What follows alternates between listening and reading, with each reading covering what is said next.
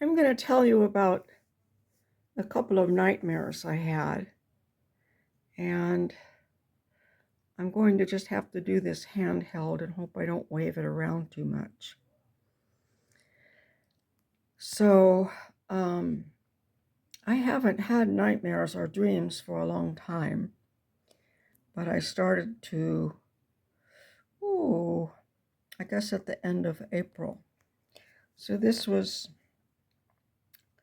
were about a week apart in the middle of May.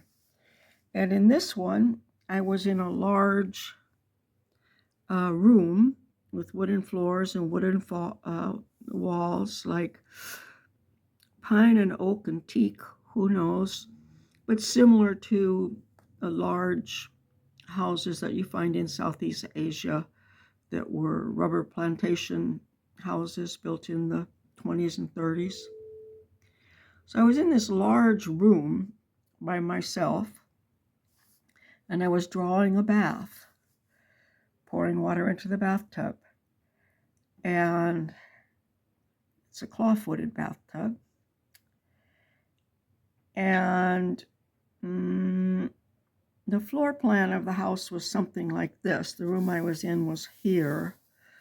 Actually, this room seemed to be larger, and there were windows where you could see outside. These are unimportant details. I'm just describing it all. And then there was a hall down here where it turned out there were some people, and there were guest rooms along in there, or bedrooms or something like that. There wasn't anything in there but this bathtub. So I was drawing a bath. And then when I looked in the tub to see how deep it was, the water was nice and clear, but there was an arm in it, a man's arm. It was maybe not as dark as it shows in this picture, cut off above the elbow, and it had some black hair on it, which is why I know it was a man's arm. And I said, "Oh Lord, there's an arm in the bathtub. I can't get it out." And it's like, yes, I can. I'm going to be brave. I'm dreaming. What can happen? So I reached in and I picked it up. And when I picked it up,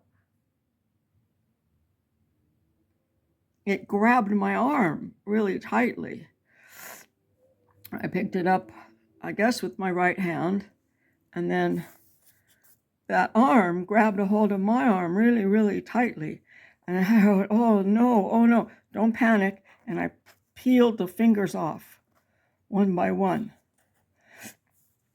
And then some people came in, these people that were out in the hall here and were around. This room was much bigger this way. They were around, and they thought I was making it up. I said, no, I'm not making this up. This, I grabbed a hold of me and I got it off of me, and then I threw it down, and I don't know where it is. Maybe it crawled into the tub, but I'm not about to get on my hands and knees and look under there and see if it's in there, because it might come at me again.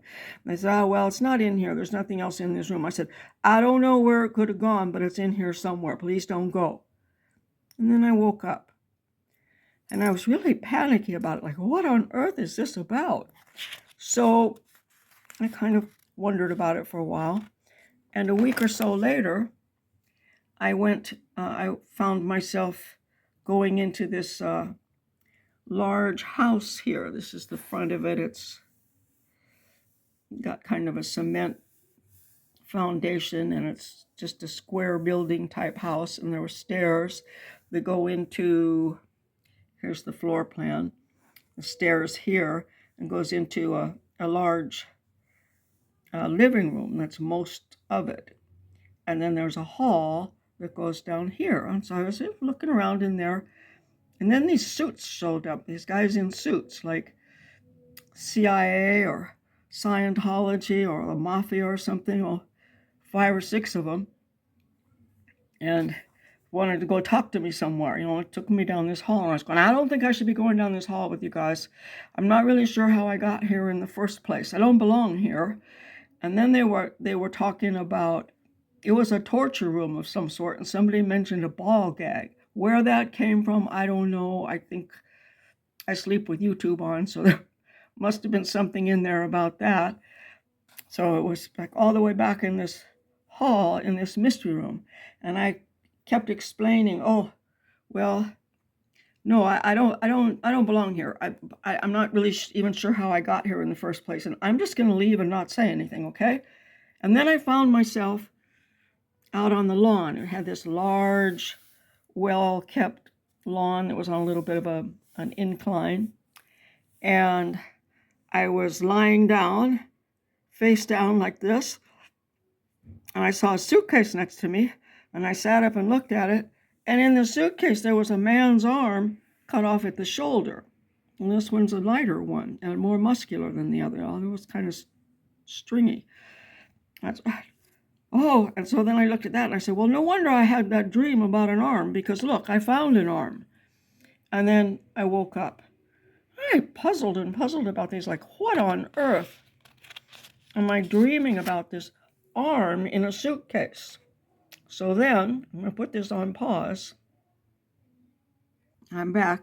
So, I was saying, you know what, I'm dreaming about this arm, and it's just really frightening. And so I went down, you know, I put that in the back of my head, and I went down to the lighthouse and continued on with the piece that I'm working on. And I took some, reference photos. So I'm working on a painting of Pedro Reyes. And I looked at all of them and I went,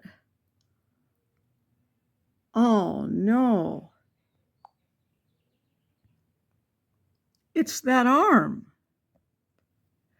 And it's,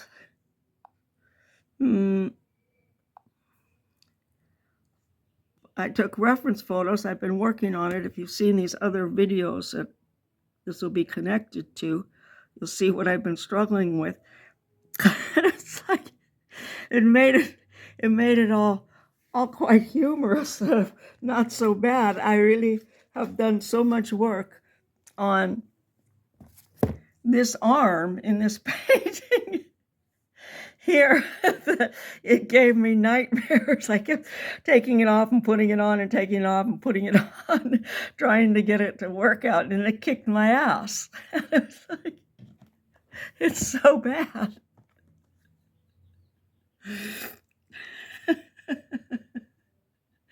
Then it got into my nightmares. So anyway, that's just a little art story for you. Here's a little better photograph of the one reference photo I had, because I was sketching his hand and been working on the hand as well, and then the hand size to the guitar and all of this, and figuring out about how his fingers were and how it holds a pick. All of that. So I wanted to tell people about these nightmares, but I thought the best way to do it was to just put it all together into a short video and put it up on YouTube. Thanks for watching. Give me a thumbs up and subscribe, please. And you can see the progress of this other painting as how it's been coming along, because I really have been struggling with it. I've got good reference photos now. I'm gonna get a grip.